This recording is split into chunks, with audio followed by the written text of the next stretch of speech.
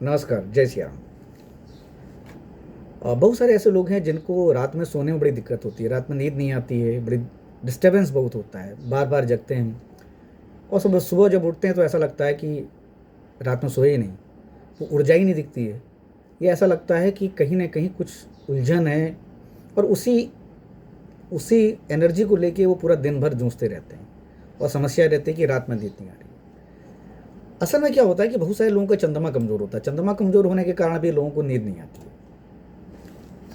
और बिस्तर के कारक जो 12वें भाव के स्वामी मतलब जो हैं, वो तो हैं देवगुरु बृहस्पति, लेकिन वहाँ पर शुक्रदेव उच्च के माने जाते हैं।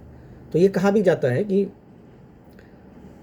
शुक्र अगर अच्छे हों आपके और आपका अगर 12वें भाव में शुक्रदेव बैठे हुए हैं या उसके स्वामी हों, तो नींद अच्छी आती है। तो मैं आपको आज कुछ वास्तु के अनुसार एक कुछ ऐसे उपाय बता रहा हूँ। बस साधारण से उपाय हैं और इसमें कोई खर्च भी नहीं लगना है आपका। अगर इन उपायों को करते हैं तो हो सकता है कि समस्या आपकी दूर हो जाए। नेगेटिविटी होती है बहुत सारे को, चंद्रमा जिनका कमज़ोर होगा या डिग्री वाइज कम होगा या खराब ग्रहों भावों में बैठा होगा या शत्रु राशि में बैठा होगा, तो कहीं ना कहीं नींद की समस्या आती है। तो आपको करना क्या है, आप वास्तु के साथ साथ मैं आपको इसको हमारे जो वैदिक ज्योतिष है उसके आधार पर ही बता रहा हूँ। जो मैंने आपको बता दिया, चंद्रदेव जो हैं वो हमारे मन के कारक होते हैं। अगर मन सही है तो नींद आ जाती है।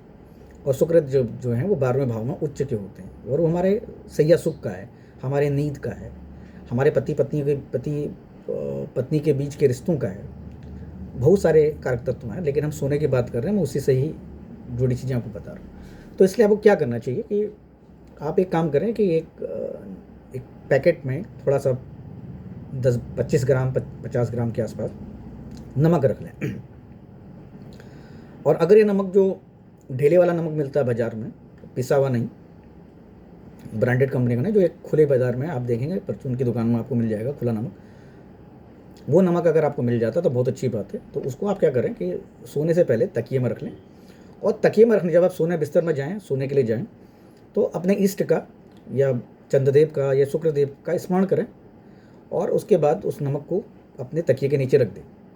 इससे क्या होगा कि जो नमक है ना, वो आमतौर पर आपने देखा होगा घर में हमारे माता या दादी वगैरह जब कभी भी नज़र उतारने के लिए करती थी तो नमक का ही प्रयोग करते हैं। और नमक जो है वो नेगेटिव एनर्जी को, चाहे वो नमक हो चाहे फिटकरी हो, वो दूर करते हैं। और इसीलिए घरों में आपने देखा होगा जब पोछा लगाने के लिए लोगों को एडवाइस की जाती है तो फिटकरी और नमक डालने के लिए कहा जाता है, जो नेगेटिव एनर्जी दूर करते हैं।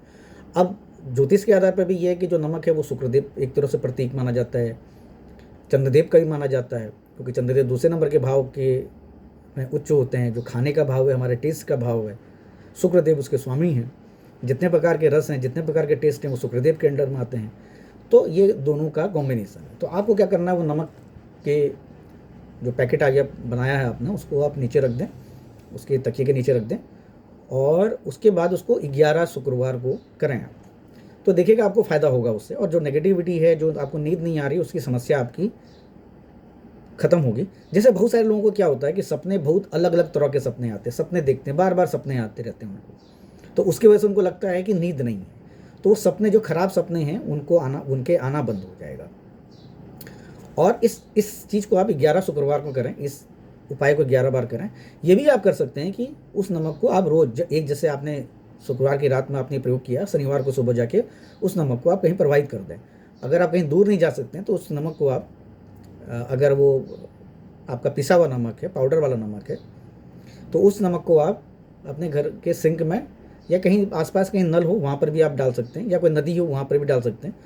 और अगर वो ढेले वाला नमक है तो आप उसको कहीं प्रवाहित कर दें।